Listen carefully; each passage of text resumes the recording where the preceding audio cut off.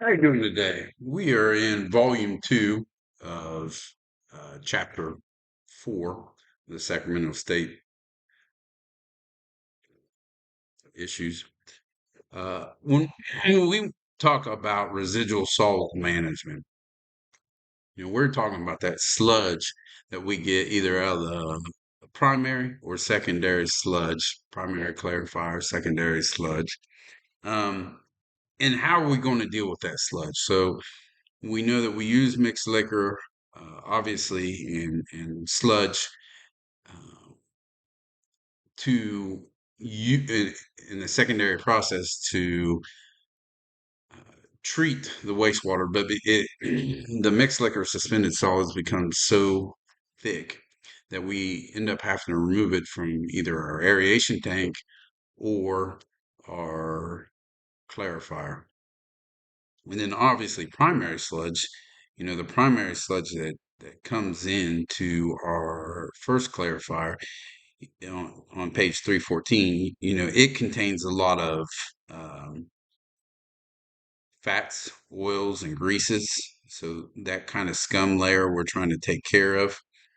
Primary sludge is usually fairly coarse and fibrous and has specific gravities or densities significantly greater than water and could be 60 to 80% volatile solids. So, our sludge, our primary sludge is different than our secondary sludge. And sometimes we'll have to blend those sludges. A lot of municipalities will either aerobically deal with their sludges or will anaerobically deal with the sludges. Some of the smaller package plants I used to operate in will have sand filter beds. And what you will do is pump the sludge on top of the sand. The water would separate, the sludge would um, dry out on the top and become like a cake.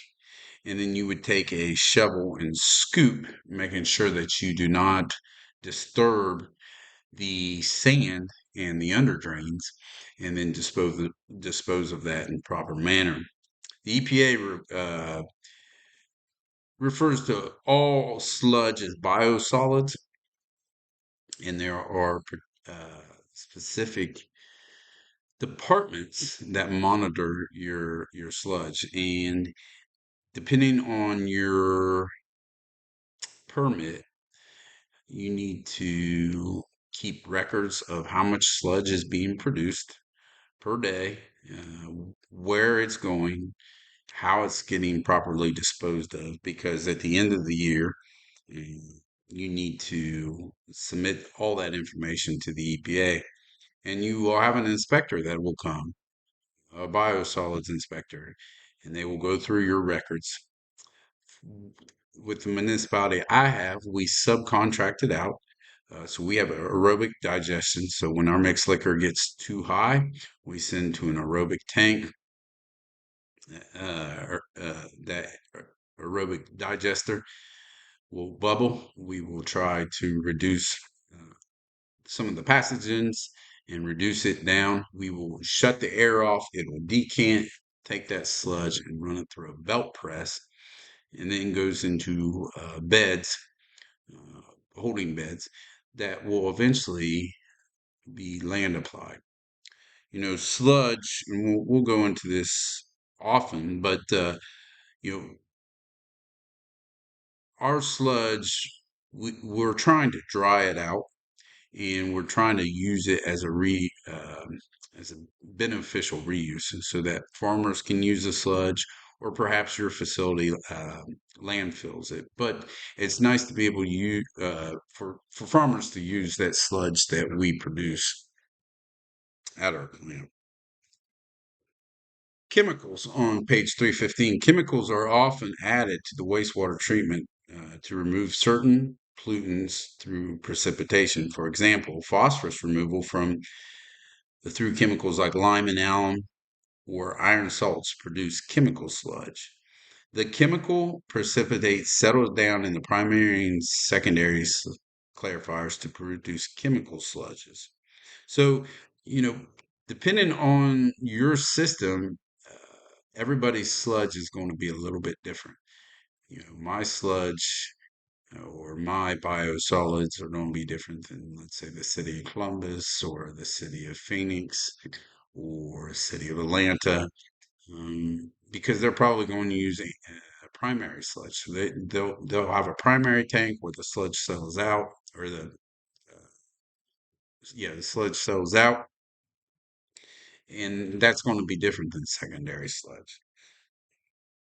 So on page 315, there are two major processes required for solids processing is disposal and reuse, and volume reduction and stabilization. The goal of biosolids is we want to reduce the volume of the sludge, we want to get the water out of the sludge, and we also want to stabilize it, meaning that it is no longer having a vector attraction. So when we put it out into a farmer's field, we're not attracting animals because of the decaying biosolids out into the field. On 317, we have in the land application, biosolids are used as fertilizer for plant growth at agronomic rates and soil conditioning. Two classes of biosalts. So there's Class A. So Class A is a little higher quality and is used in nurseries, gardens, and golf courses, while Class B is a lower quality sludge, and it's used in agricultural and landfills. You can land apply it. The regulations have limits for 10 metal components, pathogen and vector control in the biosolids, and require certain management for regulation of land applications. We want to make sure that we are not um, putting too much metals, maybe cadmium, nickel, onto a farmer's field. And so we need to know um, our sludge and how many metals are in our sludge, because when you condense something down, you're going to have metals. And especially maybe you're in a municipality or county or state environment where a lot of your sludge comes from factories. And so those are going to be higher in sludges. I know there was a big case up in Michigan where they had taken sludge from a governmental agency's wastewater plant and applied it to this farmer's field. And it was way too high in certain pollutant range. And so, it really affected his farm. And it was really neat documentary that you can watch. And maybe I'll put a link to it in one of these videos. But knowing what our sludge is made of so that farmers can make that, they can produce healthy crops. Our two ways on 322, we have anaerobic and aerobic digestion. That's most what most plants have. Aerobic is just that empty tank where air is blowing to it. Does not have a typically does not have a top to it. It's an open tank where we're just adding air and we're aerobically trying to digest the sludge. Anaerobic is more of an enclosed vessel where it's anaerobically breaking itself down in the absence of oxygen. It's producing that gas, and then that gas can either be used um, somewhere else in the plant. It can be reused to heat the digester because we need to keep the digester at a proper temperature, or it can be burned off. So the excess. So maybe you went past the plant, you see the flames going in the air, and that's anaerobic digestion. Let's talk about sludge thickening on 325. So, for example, primary sludge contains a solids concentration of 3%. Um, and waste activated sludge concentration of 0.8%. Therefore, primary sludge contains 97% water, whereas secondary sludge contains 99.2% water. And so when we're talking about water in um, our biosolids, our goal is to get the water to separate. The reason for that is because hauling costs, and other costs attributed. If we can do volume reduction or get the water out of that, then we can haul that in a more economical and efficient way. So gravity thickeners, on page 326, gravity thickeners of wastewater or sludge uses gravity to separate solids from the sludge being treated. Solids that are heavier than water settle to the bottom of the thickener by gravity and then are compacted by the weight of overlying solids. The main component of the gravity thickener is shown in figure 4.3. So you have a system of gravity thickeners. It's very similar, not the same, but very similar, I believe, to a clarifier. Um, on page 327.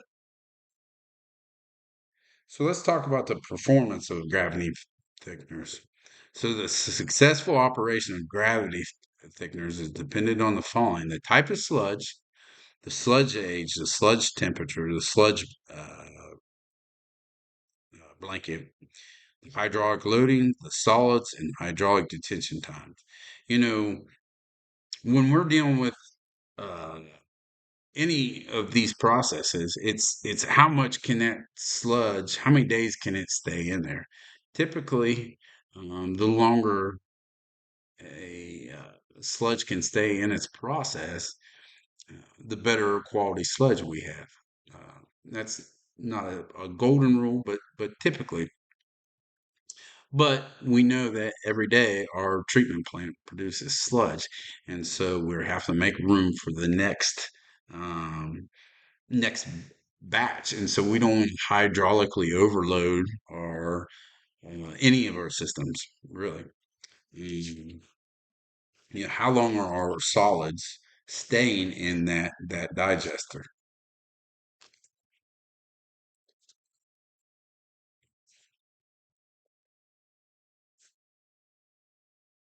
Let's talk about dissolved air thickeners on page 345.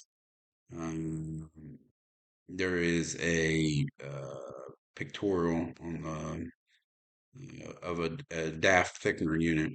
But flotation thickeners separate solids from the liquid phase in an upward direction by attaching air bubbles to the suspended solids. The solids particles become lighter than water when they are attached to the rising bubbles. Four general methods are used of flotation are used. The, the dispersed air flotation, where the bubbles are generated by mixers or diffused aerators. Biological, number two, biological flotation, where gas are formed by biological activity are used to float the solids. Dissolved vacuum flotation, where the water is aerated at an atmospheric pressure and released under a vacuum. And dissolved air pressure flotation, where air is put into a solution under pressure and released at atmospheric pressure. So once again, we're trying to separate the solids from the liquid, and we're either using, a dissolved air vacuum or pressure or one of the other dispersed air flotation, and we're trying to basically float those solids so that we can have solid separation. I don't, I haven't had a lot of experience with dissolved air flotation, but it is something that you need to know, possibly for your test. When we talk about centrifuge thickeners, so it's on 356, centrifugal thickeners of waste water sludge is done in a machine that combines sedimentation and thickening. Similar to gravity sedimentation, where sludge settles by the force of gravity and sedimentation, or clarification. In the centrifuge, this happens at a higher, much higher uh, velocity gradient by using centrifugal force exerted on a sludge. So once again, I don't know if you ever were in the gravitron at your local fair, but it spins and spins and spins, and it uses that force, that G force, to throw you back onto the ride. The same thing is with the centrifugal thickener. So as it spins, that water is going to separate to the top, and the solids will separate to the bottom. So we're using gravity, but we're also using some G forces there to uh, separate the sludge. So the performance of a centrifugal thickener on page 358 depends on the type of sludge, the sludge age, solids, hydraulic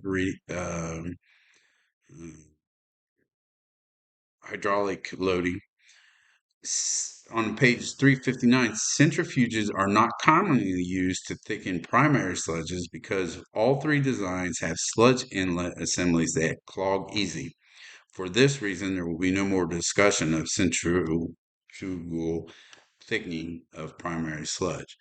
So, this would not be a good piece of equipment for one of those bigger facilities I talked about that maybe have primary sludge. For my plant, a medium sized to small, a central fugal thickener would be good.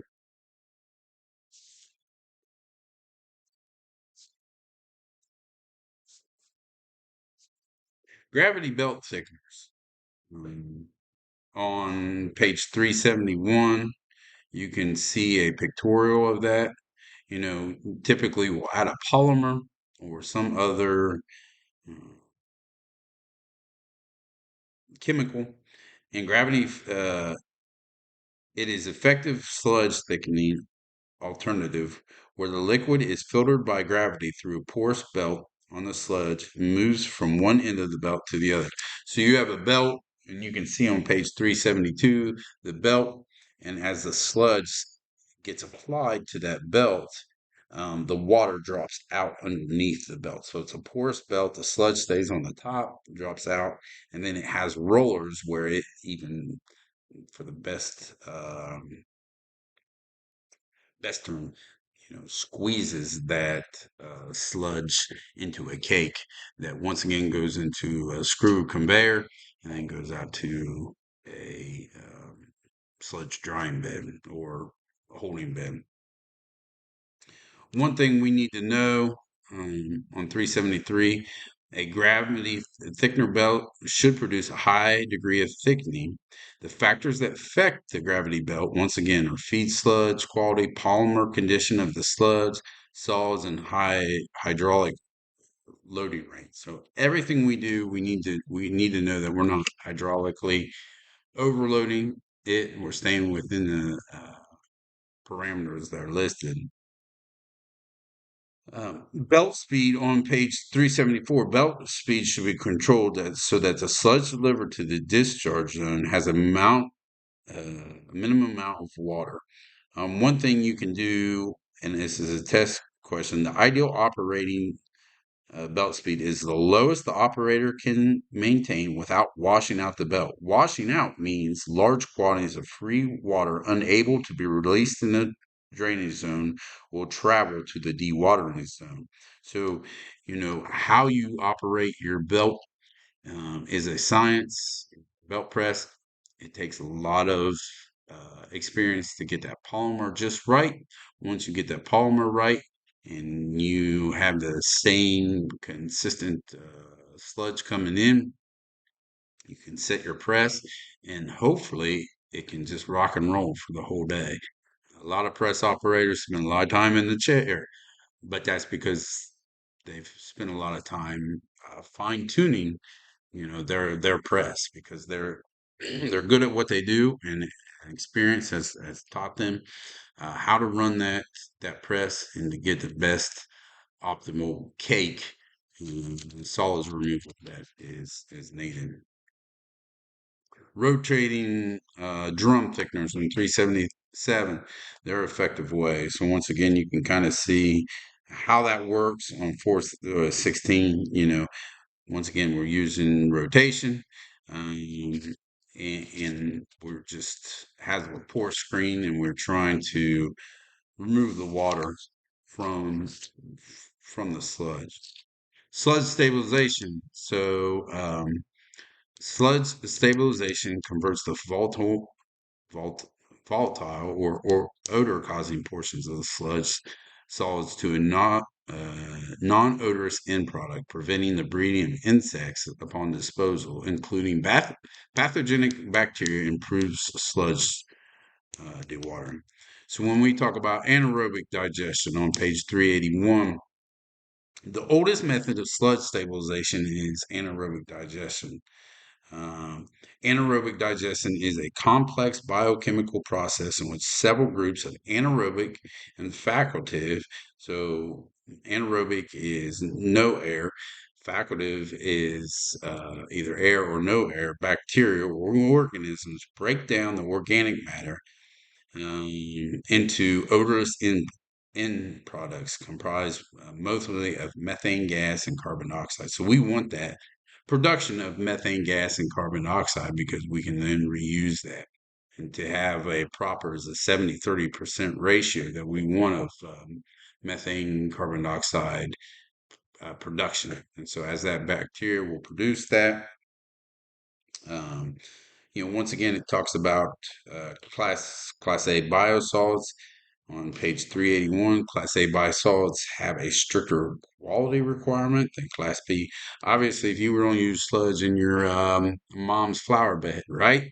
You want a better quality sludge than what we're going to apply to the landfill or to agricultural products, right? You don't want your little kitty to be running around in Class B sludge. Um, so Class 3 contains higher degree of pathogens uh, and cannot be used like Class A. When we talk about temperature, temperature of anaerobic digestions is important. So most conventional anaerobic digesters operate in 85 to 100 Fahrenheit.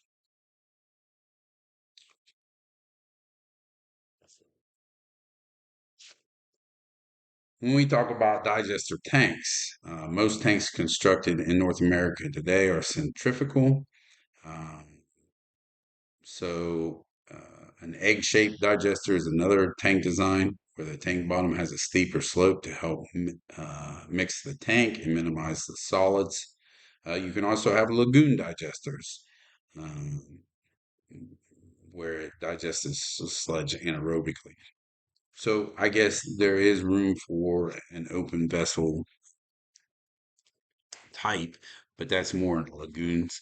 But in your bigger plants, we're talking about those egg shape, which you can see on 390, or just a fixed cover anaerobic digester on 391. So a fixed cover is constructed of a concrete steel and has a stationary roof that is flat. So on a digester, you're going to have a fixed cover, but a floating cover on page 392, a floating cover moves up and down with the tank level and the gas pressure. So as that level of that tank moves up and down, that lid moves up and down, allowing for the expansion of perhaps more hydraulic loading and or more water, for layman's terms, and for more uh, gas production. So. And a cover indicator dial shows the location of the cover relative to the amount of cover traveled at a glance. Digester mixing. It's important that we mix the digesters, so the sludge coming in. We won't want to change the temperature any more than one degree a day. Um, but there are several important objectives are accomplished in a well mixed digester. One is the inoculation of the raw sludge immediately with microorganisms, and and also the maintenance of a homogeneous content throughout the tank, including even distribution of food, organisms, and alkalinity. So we want mixing to go on um, in our anaerobic digester. So you can have mechanical mixing, which on 397, you can have like a low speed turbine mixer where the motors are mounted on the top of the tank with the turbine impellers placed at the different sludge depths. So we want that tank to be completely mixed. You can see on page 400 and 401, you can kind of see those different type of mixers that can be in an anaerobic sludge tank. Digester heating. So we have to heat those. They can be heated in several ways, but a hot water-based heat exchanger is one way.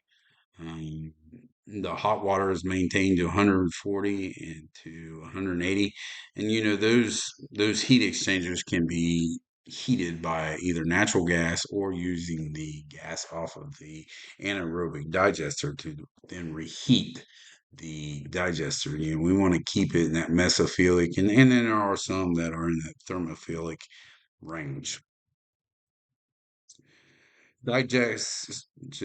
Digester glass collection. So the anaerobic process for every pound of volatile solids added uh, and 12 to 18 feet cubed of gas for every pound of volatile solids destroyed. So every time um, we get that gas, for every pound of volatile solids added, we get a specific amount of gas to use or to reuse, whatever way you want to look at it.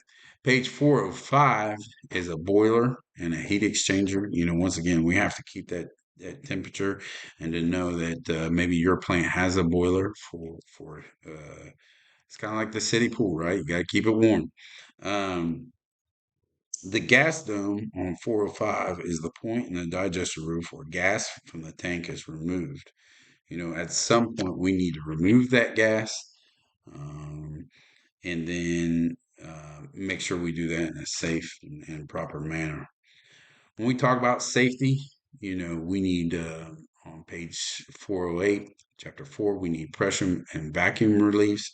Anytime that we have too much pressure or lack of withdrawal too fast, we need some sort of protection so that we don't collapse the tank or blow a line of some sort. Anaerobic digesters, you really have to pay attention to your operation, how you're feeding it, how much you're feeding it, and have someone there that's qualified to be able to work on it when it goes down.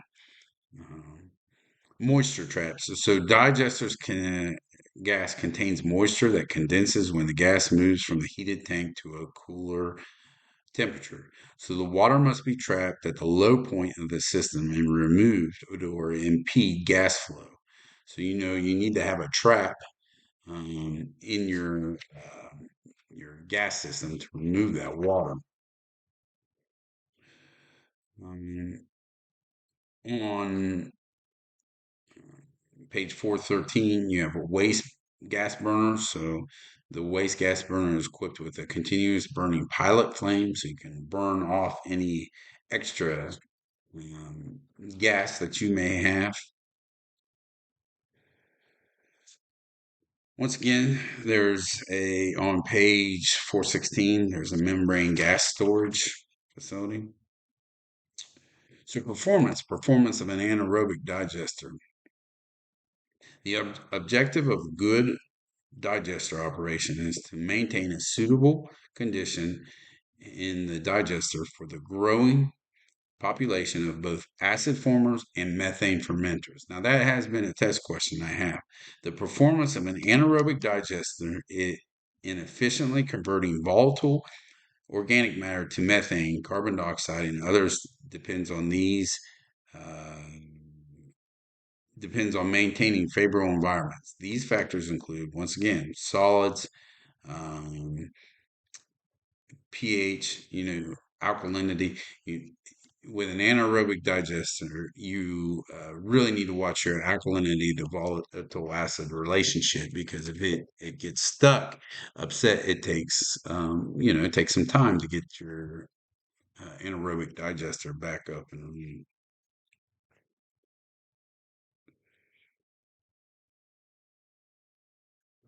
running. Once again, temperature on page 422. As an excellent rule for digestion, it is never change the temperature for one more than 1 degree per day to allow the bacterial culture to acclimate. So once again, test question, we never want to do that. Um, you know, we talked about pH and alkalinity, measuring your pH, measuring your alkalinity.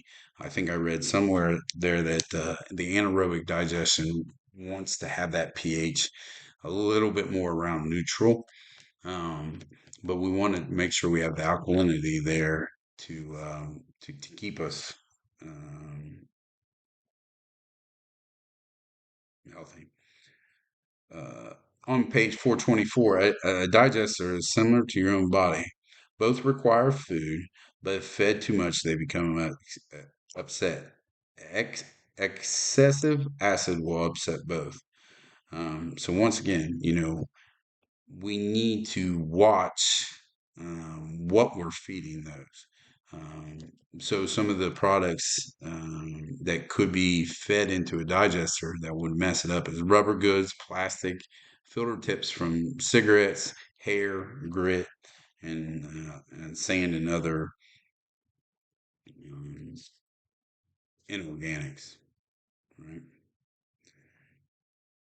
So, obviously, neutralizing a sour digester, a sour digester condition occurs when there's an imbalance between the acid form versus the acid transformed into methane gas, resulting a pH drop in the digester. And that's on page 426. A sour digester recovery can be accelerated by neutralizing the acid with a caustic material such as anhydrous ammonia, soda ash, or lime, or transferring alkalinity in the form of digested sludge to the secondary digester.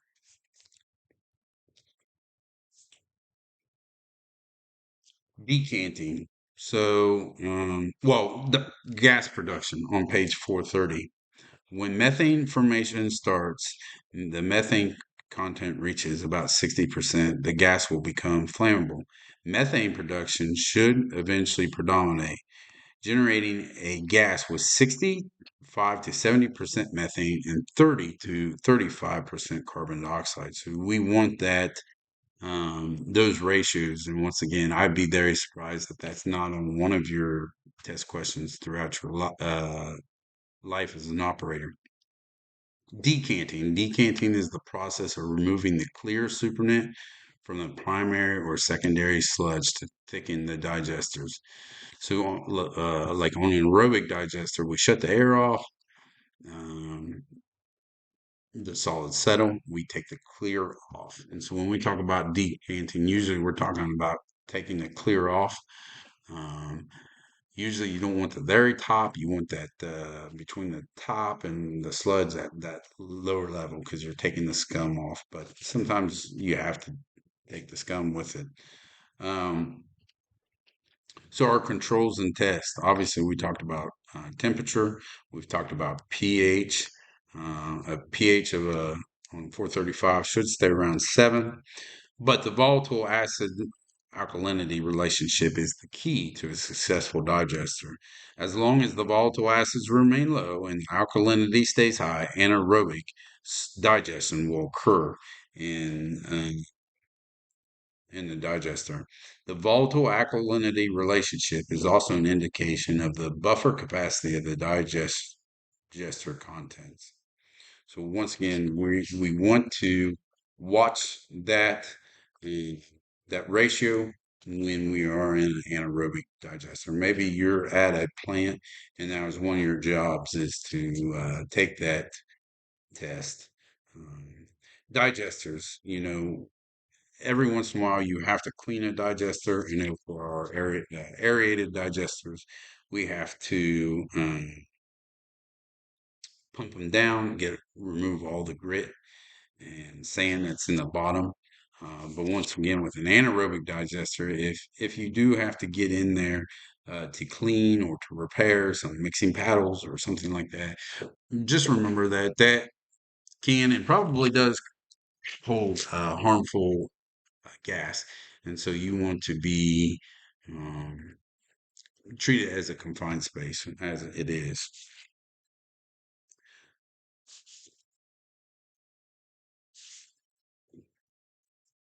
So it talks about starting a digester in, on page 460. So it shows a floating surface aerator. Um, Digestion time, how long is it going to stay in your digester?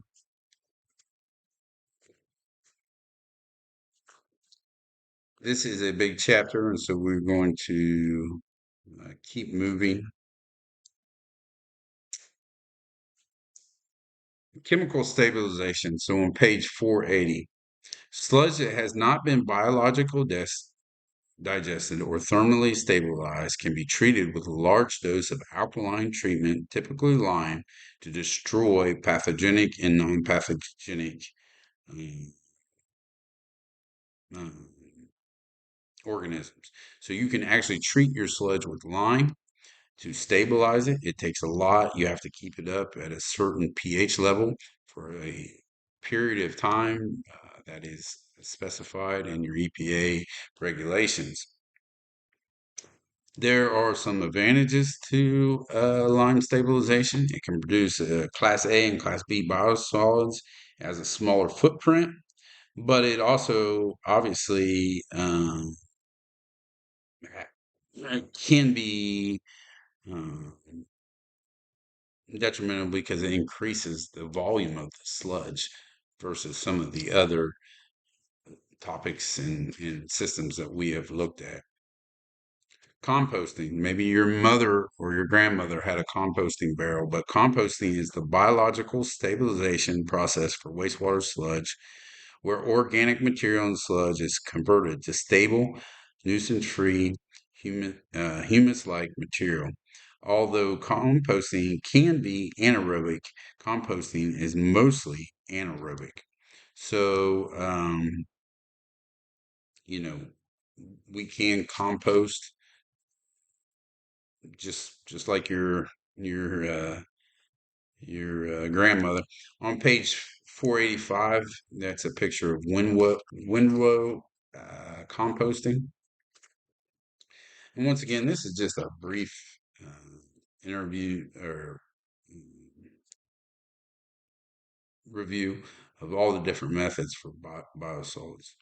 So, a filter press on page 492. A filter press uses high pressure force to separate water from sludge. Typically, a filter press can achieve greater cake solids concentration over 35% than can be achieved using other mechanisms. And so you can see um, on page 493 a filter press.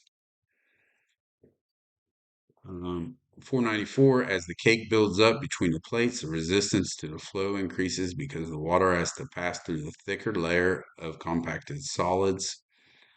Um, so, just having an idea of how a filter press works. Once again, we're kind of going through this at a rapid rate in terms of knowledge, but page 501 has a schematic of a belt filter press, and you can see where the sludge is infused with polymer. Those gray are the actual, at least that top one. The gray, you have a knife, and the gray are the drums, the rollers that will move the press, and then also can help with squeezing the press into a cake.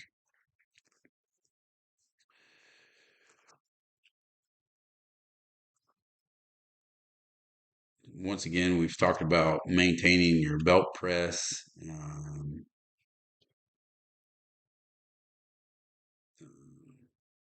Speed on page 505. Belt blinding often develops because of a polymer overdosing. If too much polymer is added, the belts become coated with a film of excess chemical, which will prevent drainage and result in a washout. So, making sure that you're keeping a close eye on your filter press and how much polymer that you're using.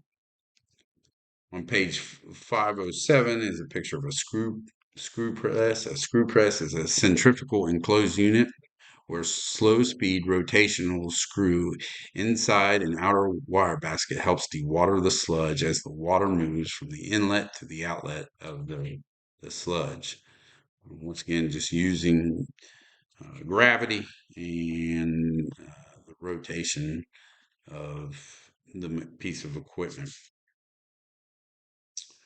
So sludge drying on page 513, sand drying beds. There are various types of sludge drying beds available, but sand drying beds are the most commonly used for wastewater application.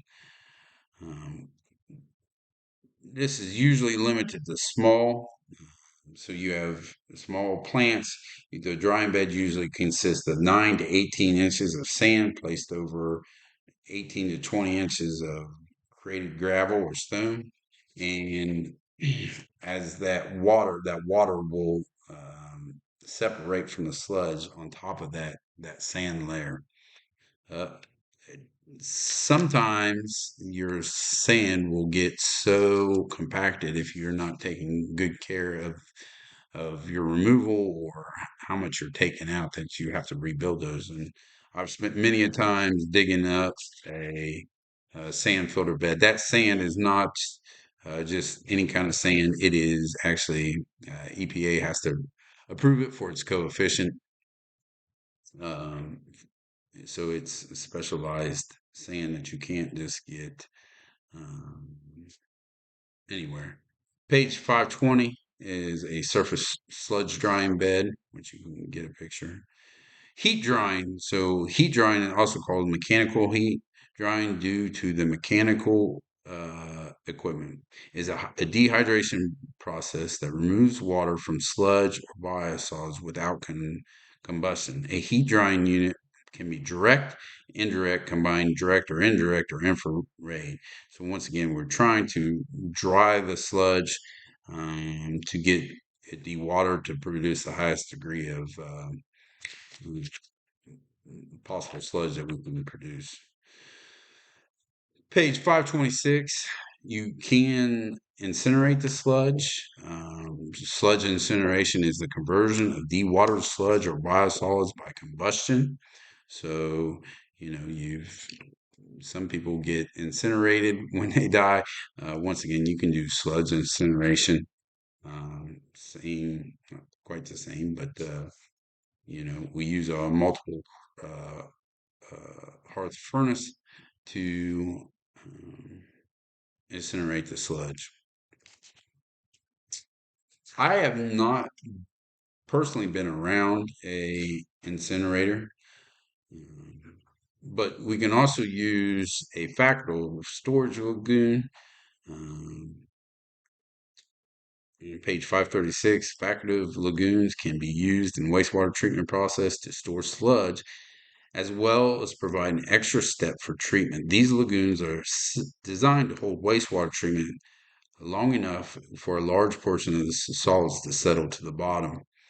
So once again, you can use a lagoon system maybe in your um, in your system. We've talked about disposal options, land application, surface disposal, um, distribution and marketing, um, and incineration and ash disposal. So those are your disposal options. Once again, anytime that you're doing that, you need to keep it's covered in your 40 CFR Part 503 rule, and we need to make sure that we are accurately keeping where we dispose of that.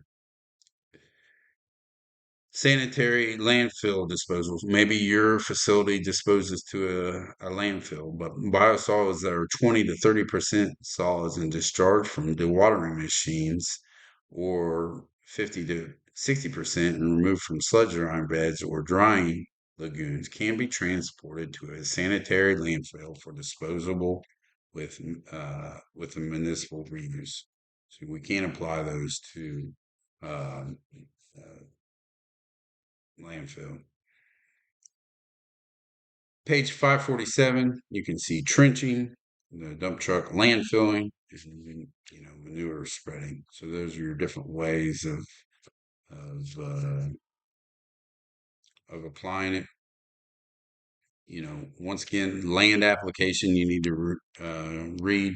We want to make sure that we're being good stewards of our land, and when we land apply, to make sure that we're um, having strict guidance over metal limits that are in our water, or any other pathogens, maybe E. coli or fecal, that we are. You say, well, why would farmers even mess with it? Well, good, it's a good way for them to save on fertilizer cost. These are the different ways on page 555. If you like uh, cartoons, but you have a soil injection, which I believe is somewhat to where we are, um, or liquid sprayer, so a farmer can apply it that. Obviously, you can apply it as a tractor spreader, but there are just different ways that you can apply that to the farmer's crops. We're kind of going away from operators applying it to land, to farmers' fields, but maybe you're in a rural environment where you have a tractor, and part of your regulations is that you can land apply. I know in my municipality, when we started, we used to land apply before I got there, and that was an actual job of someone. Well, that is the end of chapter 4. I appreciate you staying with me. Thanks.